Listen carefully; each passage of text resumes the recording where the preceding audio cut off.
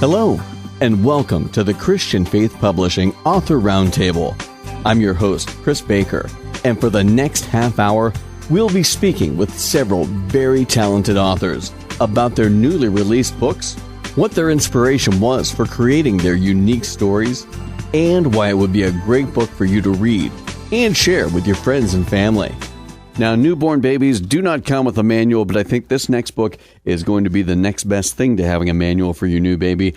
Caring for Your Single Baby with Confidence by author Joyce Palmer. Joyce, thanks for being on the show, and tell everyone a little bit about what they can expect from this book. Basically, the book is, being a Christian, you know that the Lord is interested in every area of our lives. And I am a baby nurse. And, by seeing the struggling of the mothers and things, the different questions they ask me. And it came in my spirit that I should, share some of my knowledge in a book that, the new mothers would have it to help them along as they go along. Mothers would say to me, I go into a store and I don't know. I get out of the store because I don't know what to shop to purchase for my child. I don't know. Then I wrote this book as an instructional that when they have it, they go in a store, they know what to buy for the baby, how much they would need to get at the moment, help them how to set up their nursery, and what to expect when they're going to the hospital, what they would need to take to the hospital, what to bring home for their child. Yeah, I've got to imagine being a new parent, especially for the first time, it's got to be a frightening experience. What can the new parent get most out of this book, do you think? Confident. A new mother would get confident bringing their child home for the first time. They don't go get in a panic, oh my God, what am I going to do now? I bring this baby home, I have no idea what to do, what kind of situation I'm in. Because most of the time, leaving the hospital, some hospital would give them a little bit of lesson about how to breastfeed. Some mothers don't know how to diaper.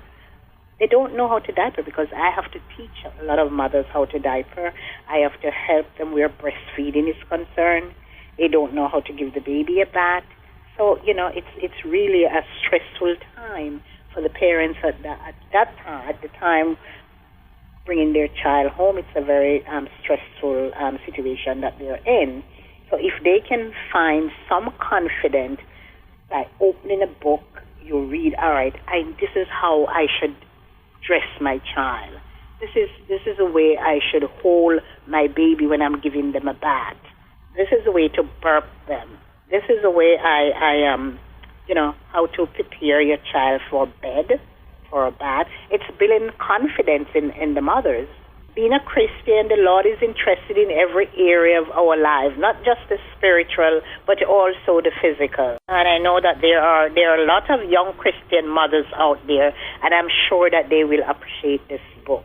Because, this book come in existence with lots of prayer and fasting. And so God dropped it in my spirit, and I just take the blessings from the Lord, whatever He put in my spirit, and I see it come to reality. The book is called Caring for Your Single Baby with Confidence by author Joyce Palmer. You can pick it up at Amazon.com, Barnes & Noble, iTunes, and Kobo, just to name a few. You can also pick it up at their brick-and-mortar stores as well. So check it out, and I believe it's going to be the next best thing to a manual for your newborn baby, especially if you're a first-time parent. And thank you, Joyce, for taking the time to talk with us today. You're welcome. God bless you. And now on the Christian Faith Publishing Author Roundtable, everybody goes through trauma at some point in their life, or they know somebody who has.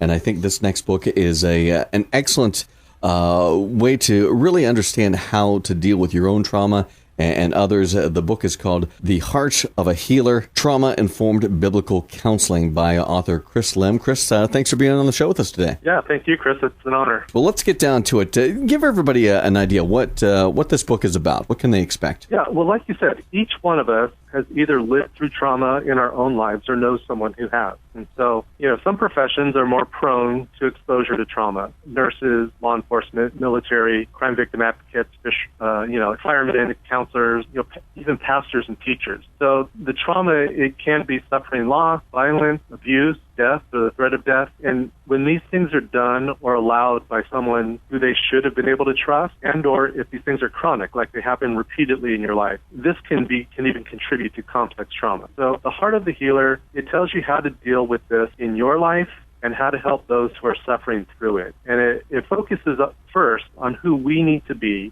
in order to be in a position to help, then on how we can help others. And then because you cannot linger long really with those who have suffered trauma without it affecting you, it ends with an important chapter on self-care, how to make sure that you stay emotionally and spiritually healthy while you're helping others. Now, what made you decide to write this book? Was it something you went through personally or people you know? What really inspired you to write this? Yeah, great question. So I work with victims of human trafficking and with those who help them. As I kind of studied the landscape of resources for the Christian dealing with this issue, there was a great void. I mean, I couldn't find anything that addressed how to approach this type of trauma from a biblical perspective. Now, the mental health field has given us tremendous tools in dealing with various methods of how to use a trauma-informed approach to the care of these victims, because you can't help them by using the same approach that you would with others. But clinicians are not able to provide the ultimate true healing and peace that comes only from the truth of the Bible. Now, the churches, on the other hand,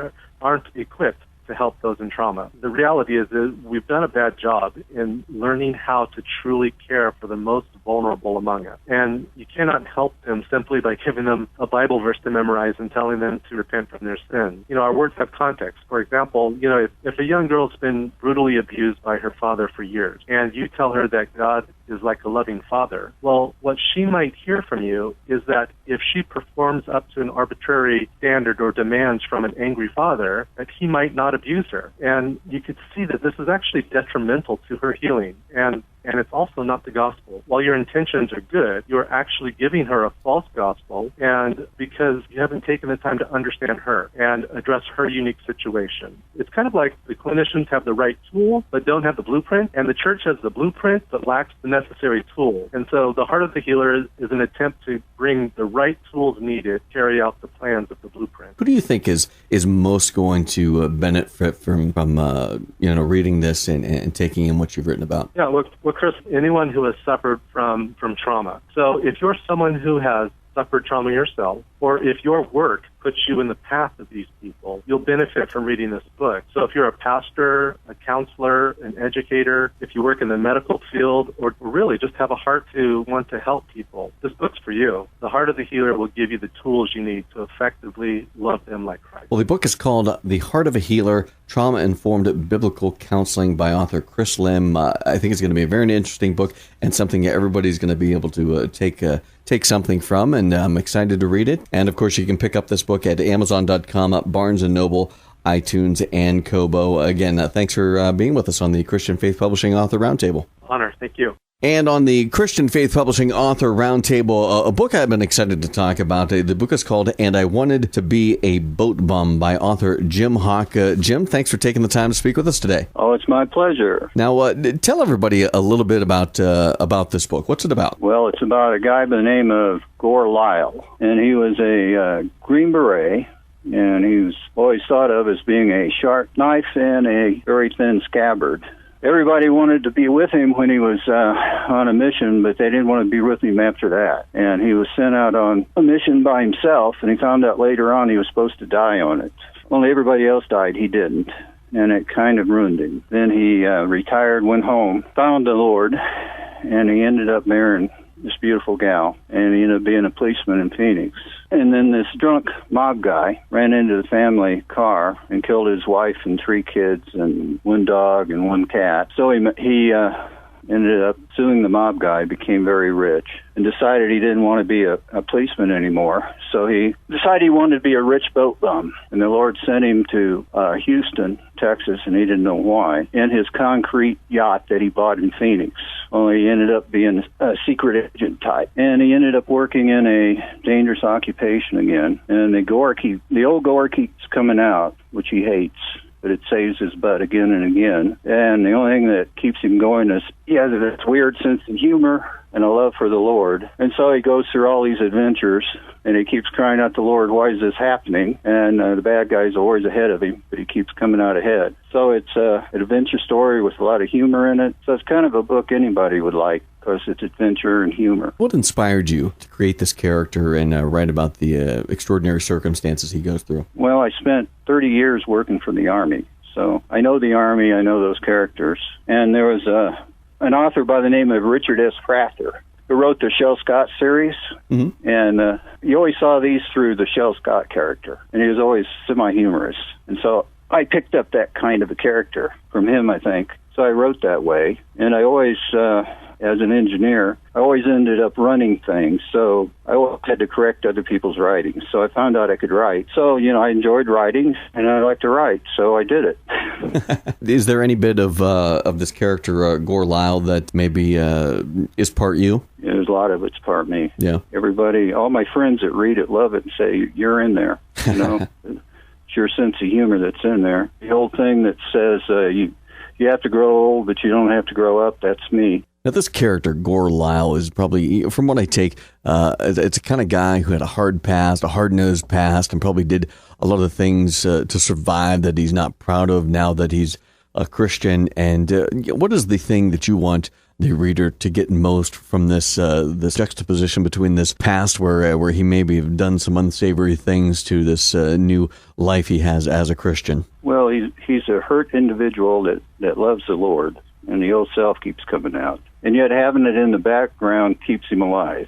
It's kind of how a man of the Lord deals in a dangerous occupation. And he has this team that works with him of 3 guys, and they see it happening, and the Lord keeps guiding him, and it keeps saving their butt. So they're just watching him all the time, and yet they take advantage of it because they know it's working.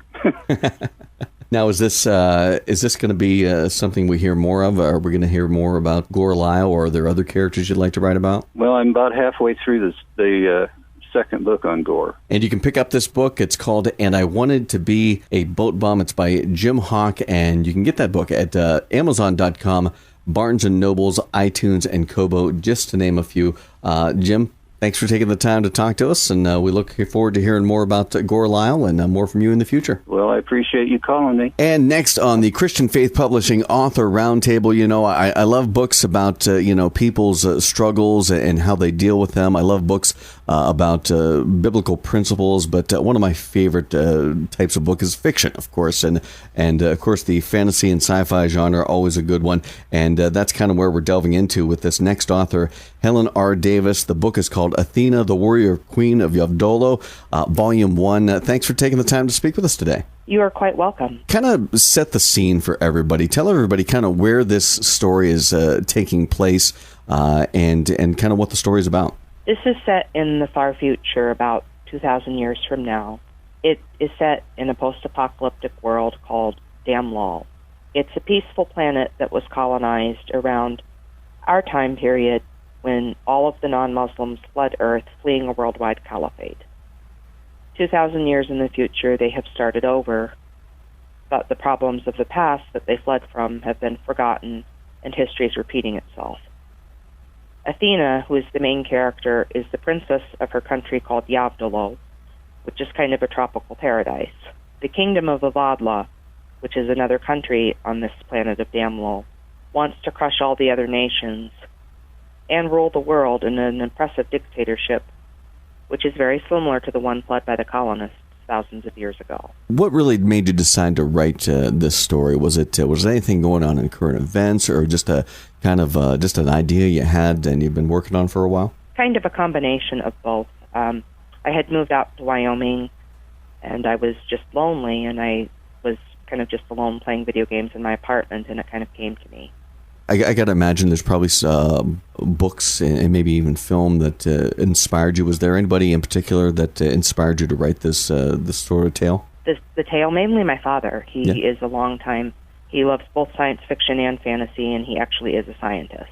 Tell us a little bit about this character, Athena. What made you want to make her your lead in this story? What was it about her? Well, Athena, of course, is the Greek goddess of wisdom and battle, and given kind of the current clash of civilizations, I thought who better to speak out for freedom than somebody named for the goddess who was the original defender of Western civilization. While I don't worship the pagan gods, I love kind of the names and the mythology behind them. Athena is an only child. She grows up. She starts off the book somewhat insecure because she's growing up without her mother. But as the current events on her planet shape her and mold her, she comes into her own, and she is just as brave as any superhero like Wonder Woman. I know this is the first volume in a series. Do you have a set number that you're looking to complete, or is it just kind of as long as the stories keep coming to you, you're going to keep writing about this character? I think I'm going to keep writing about her. I'm trying to go for either 2 or 3. The second book is going to pick up where the first left off, and I'm going to kind of see how it goes there. As I also have some alternative history novels about other women, I'm just going to kind of see how it goes. If you're going to say, there's somebody looking on the bookshelf, and they see your book, they spy your book, who do you think is going to be the person most drawn to it and probably going to benefit most from your story? I would say a lot of fans of fantasy and science fiction, or anybody just looking for a good story. There is also a Christian message to it as well. So I would say anybody who is also a Christian as well. The book is called Athena, the Warrior Queen of Yavdolo, Volume 1 by author Helen R. Davis. I want to thank you, Helen, for taking the time to speak with us today, and we'll look forward to speaking to you about more books in the future. Thank you. Now on the Christian Faith Publishing Author Roundtable, we have author Clifton L. Battle. The book is called The Prodigal Daughters. And Clifton, thanks for taking the time to speak with us today. And I thank you for taking up time for me there, sir. Give everybody a sense of what this book is about. There's a lot of men in the Bible that everybody know about that did the will of God and fixed things the way that they are now, the way that we know them. But in the shadows, there was a lot of prodigal daughters out there that did a lot of will of God. And most of the time, we never hear about them. If we hear about them, we forget about them real quick. And so God inspired me to just write about some of these women out here that if it wasn't for them, life wouldn't be the way that it is now. Now, give everybody an idea. Who are some of the women that you talk about in this book? Let me speak about one in particular. Now, we all know that most of the Bible is written about the children of Israel. And, everybody else in the Old Testament, they really didn't have anything to do with the will of God or even was promised any blessings, especially any woman at all. But let's take one called Rahab. She took and went against her own people and hid some spies so that they didn't get killed. By her doing that, she could have had lost her own life. But somehow or another, with the will of God, God had her to do that. And we look at what God had his hand in them, and we see what Rahab received out of that. And what she did, she made the spies promise her that they saved all of her family, not just her, because she could have been selfish and said just her. And the spies granted that if she saved them, and she did. And so when the shout came and the walls came down, Rahab and her whole family walked out of Jericho, unharmed, untouched, because of what she did to save the spies. Now, we know that she was a Gentile. So like I said, a Gentile wasn't promised anything in the Old Testament, but here it is, God not only blessing a Gentile woman, but a prostitute at that time. And not only that, if we look at the genealogy of Jesus Christ, our Lord and Savior, we will see that God was with her because she's in the lineage of Jesus Christ. Oh, wow. And so as we go through life and we look at the Bible, the inspired word of God, we don't need to just look at David, Abraham, Isaac, Jacob, Paul, Peter. But we can look at the prodigal daughters that when they spoke out and when they did the will of God, it could have easily cost them their lives. And in the end, God blessed them. You just have to remember, it's not how you start, it's how you finish. And I think every female should read it. Every sister should read it. Young, old, everybody. Now, what was it about these women in the Bible that really inspired you to write about them and kind of talk about their stories? You know, back in the Bible, the women didn't have any voice at all. And like I said, any time that they spoke up, there was a chance that they could get killed, they could get stoned, because women didn't have any voice. But if you look and you read deeper, you will see that God protected them, and he had his hand in their life the whole while. God inspired me to just write about a few of these women to let everybody know that he uses everybody, not just the brothers, the great men of the Bible. He used women too. I think this is a great book. Going to be some interesting reading about some of these great women of the Bible. And I think both women and men are going to be blessed and enlightened by reading it. The book is called The Prodigal Daughters by Clifton L. Battle. Of course, you can pick this book up at Barnes & Noble, Amazon, iTunes, and Kobo. Again, thank you for taking time to speak with us. Thank you for taking up time to listen to what I had to say about the book. Now on the Christian Faith Publishing Author Roundtable, we have a book that I'm really interested to hear more about this book. The book is called Give to Charity 20%, Let God Bless 80% by John Liechty. John, thanks for taking the time to speak with us today. You're welcome. No problem. Now, give everybody an idea about what this book is about. Well, it's just a book of good experiences that I've had through life. It covers quite a wide range, starting back when I come out of the military and you know, been in business all my life and just had a lot of good things happening. The book actually contains what I call about 45 miracles. Some might say that it just happened that way, but they were miracles to me, and I just wanted to pass on the good part of life that I've had. You've been a farmer most of your life, is that correct? Correct. That's my main thing. I've had, other investments, but basically I'm still farming. I know in the Bible, farming seems to be a key theme in there, whether it's in parables or other stories. What do you think it is about farming that really lends itself to faith and belief and the Christian walk? Well, the Bible talks quite a lot about planting the harvest and the seed time and harvest, and it a lot of Jesus' examples were along the line of seeding and harvesting, I think the Bible is full of farming. Now, this is, of course, more than just your farming life. This spans most of your life. What do you hope people learn most from reading about the things you've experienced, the miracles you've experienced in your life? A term probably that you hear maybe overdone a little bit, but I'd say along the line of seed faith, seed.